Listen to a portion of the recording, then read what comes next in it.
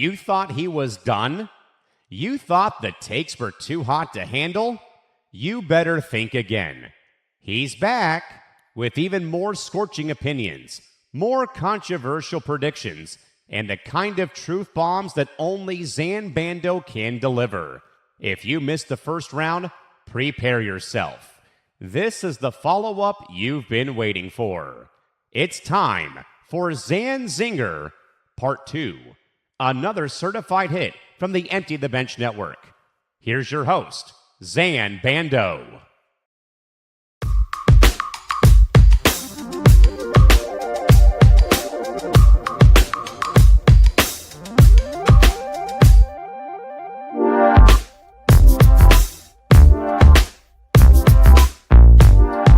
Welcome back, everyone. This is Zain Zinger Part 2. Happy June to you all who are getting deeper into the month, if you will, or at least the start of the month. My name is Zain Bando. Hope you all are doing well. Thank you so much for tuning in to yet another edition of Zain Zinger Part 2. It's greatly appreciated. Before we get started with anything, though, let's go over a few quick reminders.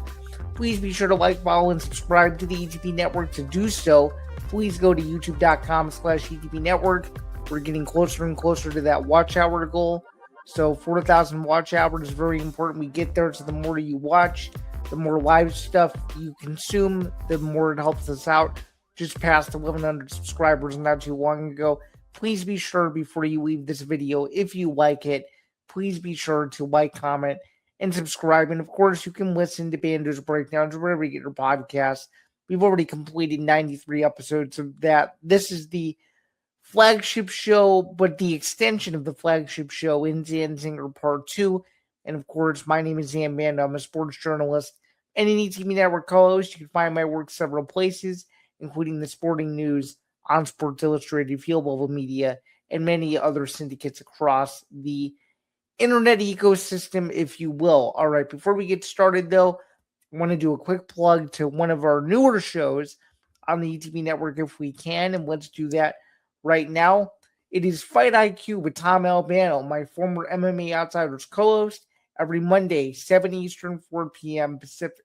Step into the cage every Monday night with Tom Albano. Fight IQ breaks down the world of combat sports with the precision of a championship game plan, from analyzing ground control at PFL events to breaking down the technical mastery of the world's best strikers. We cover the technique, the drama, and the business of the fight game. If you want to understand the IQ behind the world's most dangerous athletes, Tom has you covered every Monday night. Again, 7 Eastern, 4 p.m. Pacific, youtube.com/ETBNETWRK. Please be sure to check him out and all of his mastery every single week. It's one of the few solo live shows across the network. So if you like solo stuff on here, go ahead and check that out. Let's get into Zain Zinger Part 2. Of course, you can catch today's episode and or replay on YouTube and on several different X platforms, including my own X platform, the ETB Network X platform, the Bando's Breakdowns X platform, and many other show platforms across the ecosystem. Because as more people come in, as more viewers come in, that tells me that you guys are engaged. So thank you so much for coming in. When you guys can, please be sure that if you have any questions, to drop a comment, and I will get back to them as soon as possible. As well as if you have any other additional questions, feel free to DM any of the accounts, and we will get back to you as soon as we can. All right, let's get into the topics for this edition. It'll be a very short, about 30-minute or so edition as per usual. Let's get into this. This is newer news. The UFC White House celebrity guest list has started to trickle out. According to Vanity Fair, though, a bunch of different celebrities were offered access to the White House event, and this is the complimentary ticket that people get if you are invited to the White House card. So with that being said, it's the one where it's only accessed by 4,000 people for this event, the 4,000 people that can go inside the venue itself. So, of course, there's only going to be so many select few that will get invited. There's some political delegates. There's UFC people, TKO people, and several other people that are associated with the event one way or another. They aren't necessarily working the event, but what they are doing is they're there to support the event and so much more. So let's take a look at some of the White House celebrities that will or will not be showing up. There seems to be some question marks surrounding the likes of Tom Brady and a few others, but we do know who isn't going to be there. And there is no explicit reason as to why some of these major celebrities are not showing up. So let's take a look at the list when we can. It's not fully public because if it was fully public out there, we'd be here all day. But there are a couple that are going to be showing up. So there are a bunch of celebrities that are taking a pass on this event. This is according to Vanity Fair, as I said, aggregated by USA Today's Josh Peter in a newer article that was posted on Friday evening. So let's take a look here. It was a report, as I alluded to. Some of the names that will not be there are Dwayne "The Rock" Johnson, who's a huge supporter of Dana White in the UFC. This is a major surprise. Adam Sandler, of course, very famous actor. Jared Leto will not be there. Mario Lopez won't be there either. According to this article, there's no word on Tom Brady, Guy Ritchie, and Jason Statham. In an interview with Forbes magazine, and there's a long-form interview from a written standpoint from Matt Craig, as well as a video interview with Dana White, another major celebrity guest in the football world that has been invited to this event is Caleb Williams, although Caleb Williams has not spoken publicly on whether he will actually be at the event. According to this article, tickets are expected to be extremely difficult to get, with about 4,300 people to be seated in the temporary arena. Dana White, the UFC CEO, and President Donald Trump had 1,000 tickets. White had 200 tickets, and 200 have gone to Ariel Emanuel, better known as Ari Emanuel, the CEO of the holding company that owns UFC, which of course is TKO. It's not explicitly written in the article, but people who follow the UFC know that, of course, it's owned by TKO, of course. So just something to bear in mind there with that. Obviously, a very exclusive event. To be fair, and this is just something that I will openly admit on here, if I really wanted to go to this event, I probably could have. There were various reasons why I chose not to go. And to be fully transparent with this, some of the reasons why I didn't go were a few things. Number one, I didn't go because of the security risk. Now, I've been to plenty of UFCs and I've dealt with plenty of UFC staffers to where if I had gotten there, it probably wouldn't have been that big of a deal, but I just wasn't willing to risk it. That's number one. Number two, I already have a trip coming up to Florida in a couple weeks, so that would have derailed that. Number three, I didn't get access to the Fan Fest. And number four, if I really wanted to go, I would have had planned this trip months in advance, and I just didn't think it was worth it to go to an outdoor event where you don't know how the weather is going to be and stuff like that. So it isn't more so because I didn't want to see the historical significance of it. Of course, I think a lot of people would want to see that, but I know I can go to other UFC events in the future and I'll be fine, which I actually am hopefully planning to go to a UFC event either late summer, early fall. There's a couple of locations that have not been announced yet that I'm pretty excited about.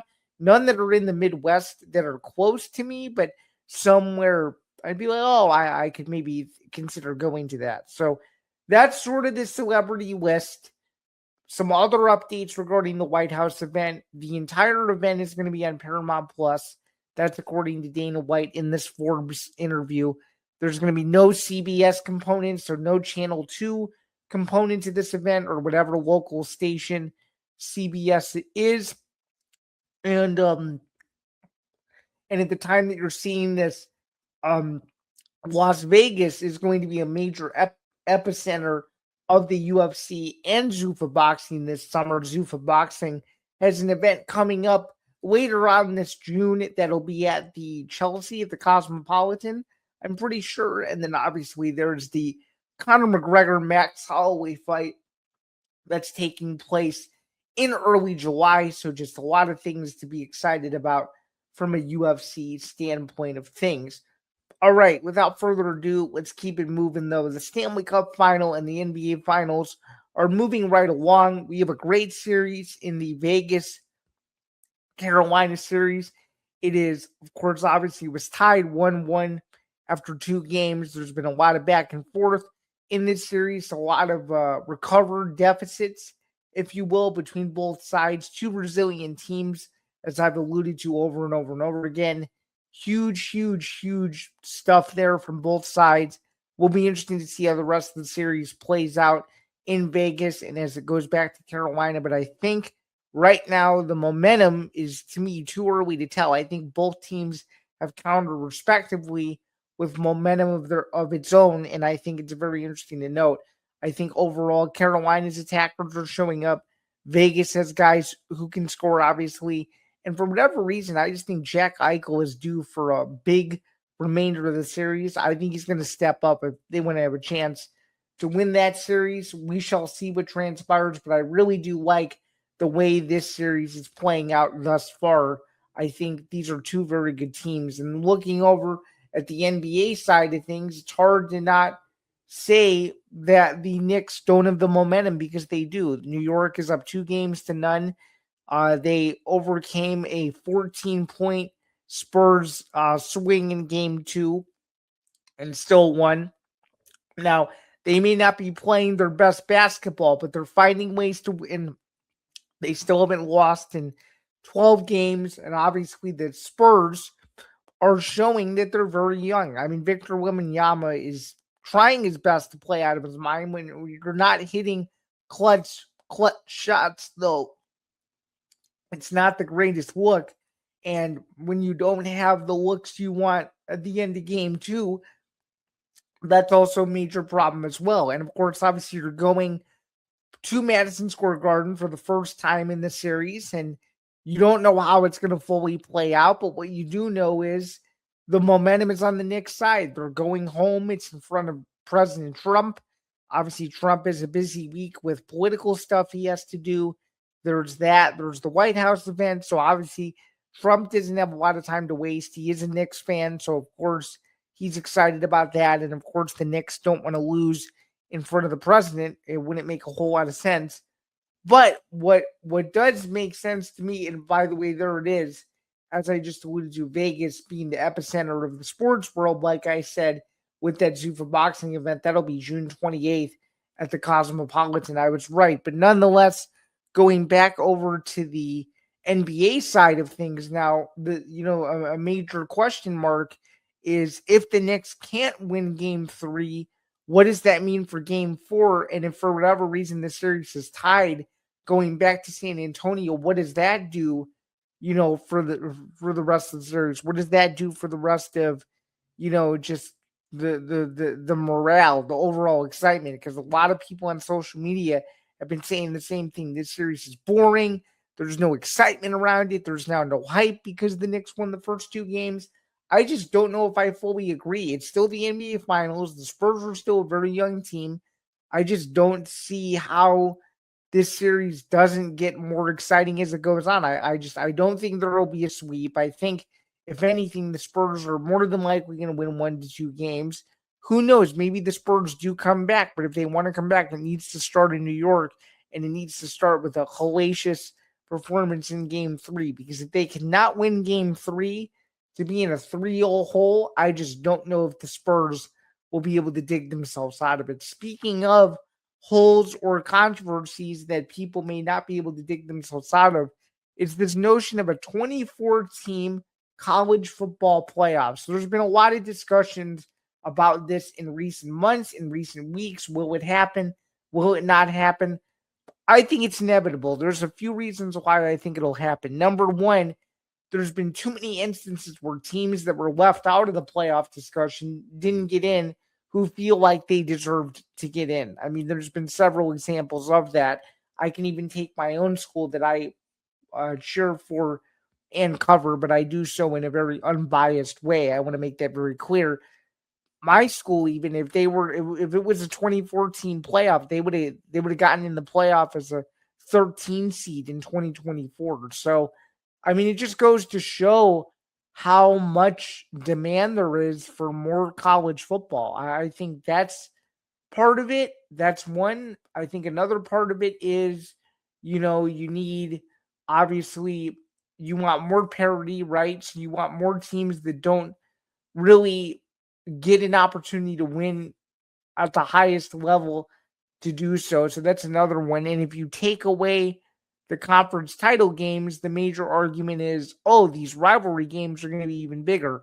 And I don't know if I necessarily agree. I think the conference championship is a perfect segue into whatever major bowl game is coming up at that point. And I think when people say, "Oh, let's take it away," you're only going to take it away if you're going to make 99% of the schedule conference games. Because if you play 11 conference games and maybe one non-conference game against a ranked opponent, I think that would make a whole lot of sense, because then everybody would be playing with a similar strength of schedule. Maybe not the exact same strength of schedule, but at least a very similar strength of schedule, right? So there's that as well. I'm not sure what to think of it, but I do think we are getting closer and closer to a college football playoff than anything else. And we shall see what transpires. The simple answer, though, to my next question, this is the final topic before we're going to plug some more shows and preview next week's Bando's breakdowns, is, have the Cubs turned it around to start June? And the answer is barely at all. So after rallying from a 6-3 deficit in the ninth inning this past Thursday, the Cubs were humiliated by the San Francisco Giants in a rain-delayed blowout. Just absolutely disappointing.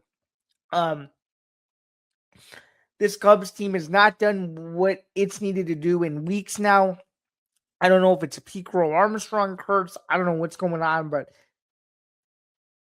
they're falling flat. It's a difficult division. The more they keep losing, the more they're going to fall behind. I mean, shoot, there's, as of a couple days ago, they had a 47% chance to make the playoffs and a 9% chance to win the division. I don't know what it is now, but this is just not a good stretch for the Cubs right now. They can't seem to get the rotations right. They're making dumb errors as per usual. The pitching in Friday's game was awful.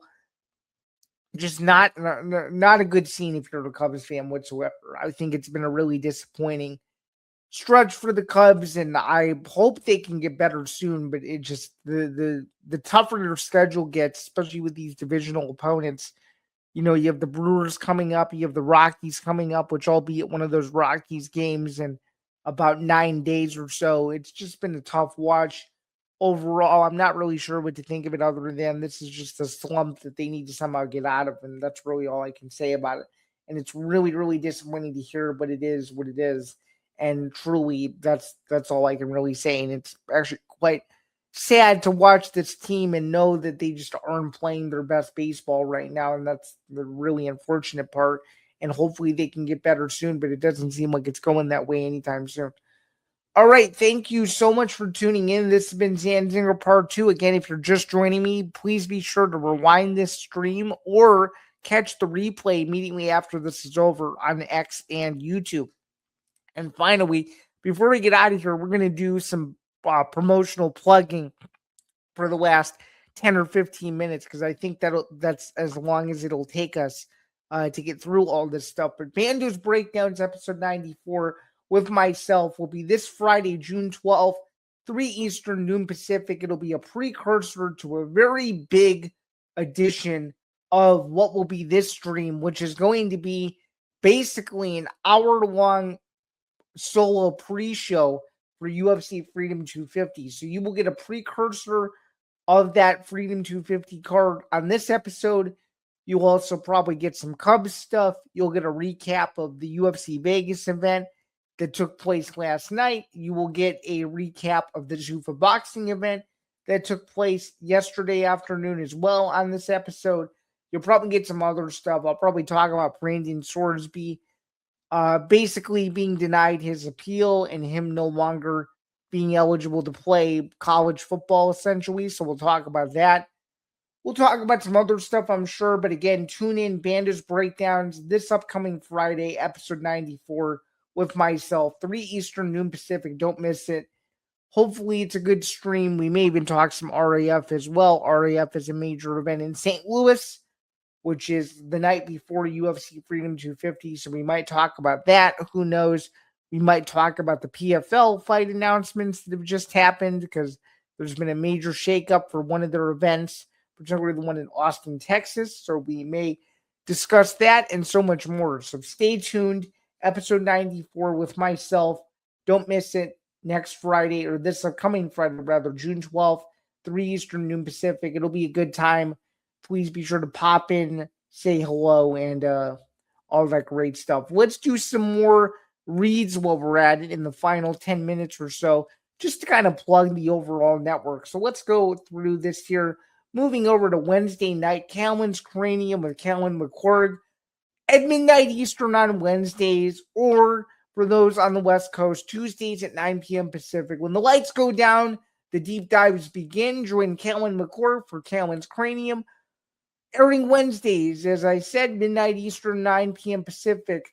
This is a late night journey into the psychology, the strategy, and the fascinating oddities of the sports world. We explore the angles others miss and the stories that define the mental side of competition. If you're looking for a perspective that stays with you long after the final whistle, get inside the cranium every single week. And of course, Press Row with Callan McCord and Nick Morganson. It is a special Thursday airtime this week due to Callan going to the World Cup Open practices, which good for him. It says, get the credentialed perspective you crave. Join Callan McCord and Nick Morganson on Press Row, primarily Wednesday afternoons at 2 Eastern, 11 a.m. Pacific. We're navigating the high-stakes shifts in the media landscape, from the ethics of modern insider reporting to the rising costs of the fan experience.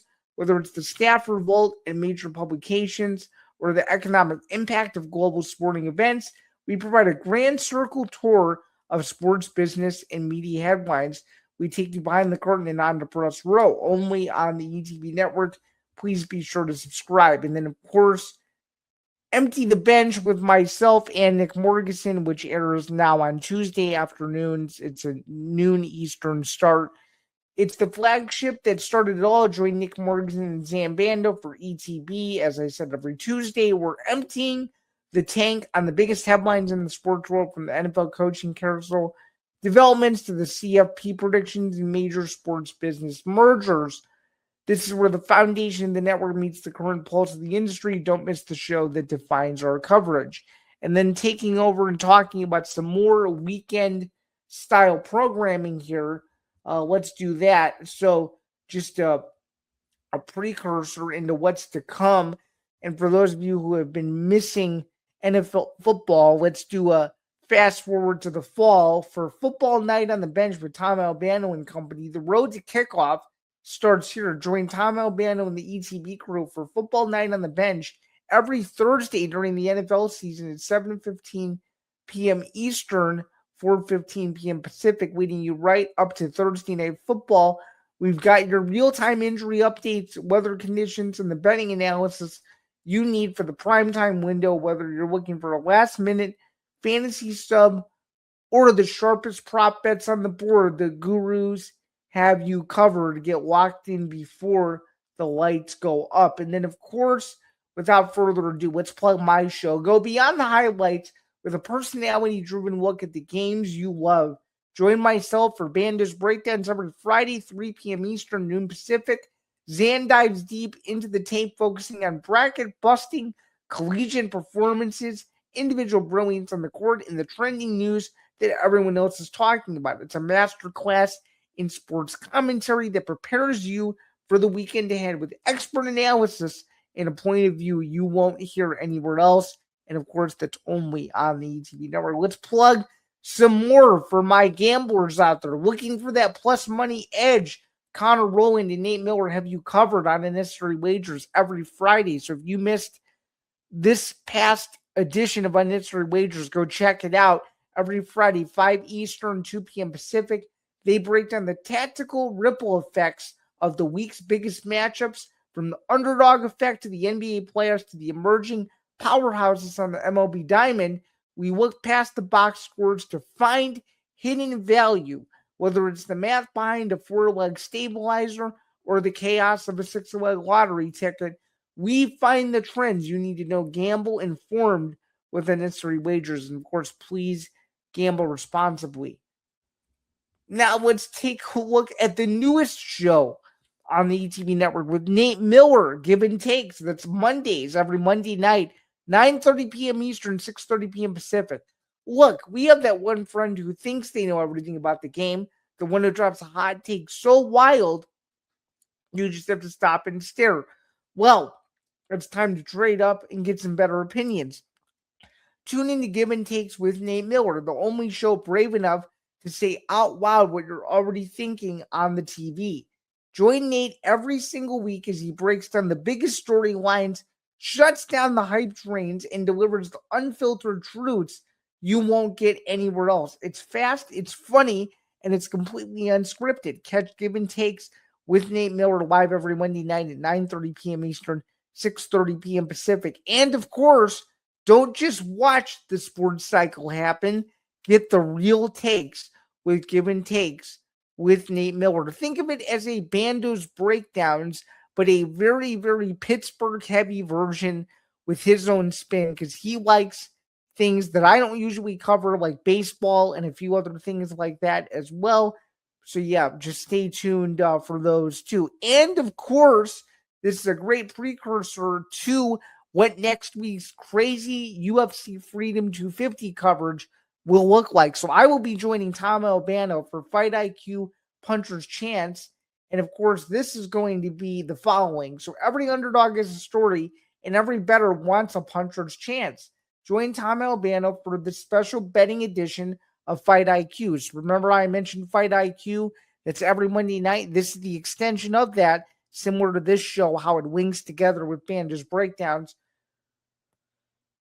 Focusing entirely on the wagering board for this weekend's UFC and MMA action, we're sifting through the prelims to find the value and looking for the locks on the main card. Before you lock in your picks, make sure you know who actually has the best path to victory for the best return on your investment. So if you want a full card breakdown next Saturday, Tom and I will bring it to you the day before UFC Freedom 250. And of course, as I just said on this very program, Zinger Part 2, I will bring you all the goodies for what I think is going to occur on UFC Freedom 250 if we go a little bit deeper as well. And before we get out of here, let's plug a few more shows, as we've been trying to get used to doing this a little bit more. Let's plug a few more if we possibly can. Let's take a look at this actually, because it's a perfect segue. So this is a newer edition. We've slid this in now for the NBA Finals. It is the NBA Finals post-game show. The final buzzer has sounded and the emotions are running high, but the conversation is just getting started. You're locked in with the ETV network. Whether you're riding the high of a championship victory or feeling the sting of a hard-fought loss, this is the only place to be for the most raw, unfiltered, and expert analysis on the web. Join Nick Morganson, Johnny Montalbano, and the entire ETV network crew as we break down every possession, every coaching decision, and every defining moment of these 2026 NBA Finals. We aren't just giving you the box score, we're giving you the story behind the game. Don't miss a second of our post-game deep dives. If you haven't already, please go over to youtube.com/ETV network now. Hit the notification bell so you never miss a live show, and make sure to follow us on X for real-time updates and community debates throughout the series. This is the home of authentic sports talk.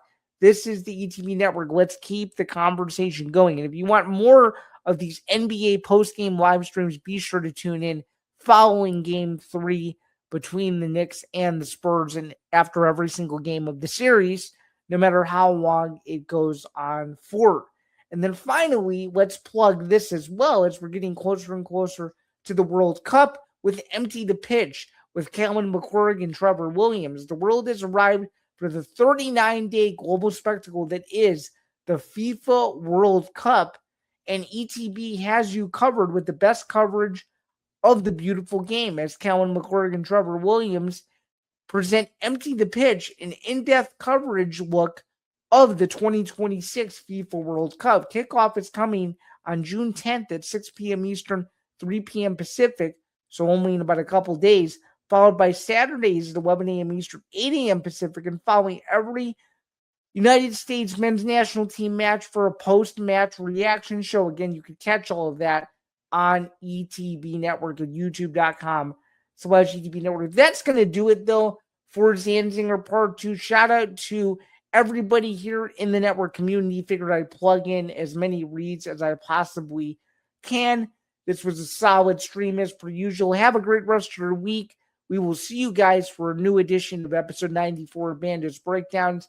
And until next time, my name is Zain Bando. This has been a presentation of Zain Zinger Part 2 and, of course, the ETV Network. Have a great rest of your day, everyone. Thank you so much once again for tuning in. Enjoy all of the major sports that are taking place over the next week or so. The Stanley Cup Final, the NBA Finals, gearing up for UFC, Freedom 250, any boxing that I may have missed, and so much more. So please be sure to come back right here next week for a much longer and more comprehensive edition of Zain Zinger Part 2, where we will preview everything that is the one-of-one UFC Freedom 250 UFC White House event, headlined by Alex Pereira versus Cyril Gane in the double, one half of the double main event, the co-main event rather, for the interim UFC Heavyweight Championship, although many people believe it should be for the undisputed title. That's a discussion for next week, as well as the main event, the unification bout, the UFC Lightweight Championship fight between Ilia Topuria and UFC interim champion and former BMF champion Justin the Highlight Gaethje, plus a whole host of other fights. Sean O'Malley, Ayman Sahabi, Michael Chandler, Mauricio Huffy, Derek Lewis versus Josh Hogan, as they will be at the pre-fight press conference, of course, as well. Bo Nickel is on this card, too. There's a ton of great fights, 7 fights in total. It's a high-octane card. Should be a whole lot of fun. We will preview and break it down next week in full for about an hour or so, maybe even a little bit longer on this edition of Zain Zinger Part 2. But until then, have a good one, everyone. We're going to get out of here. Enjoy the rest of your Sunday, and I will catch you guys soon. Thanks, everyone. Cheers.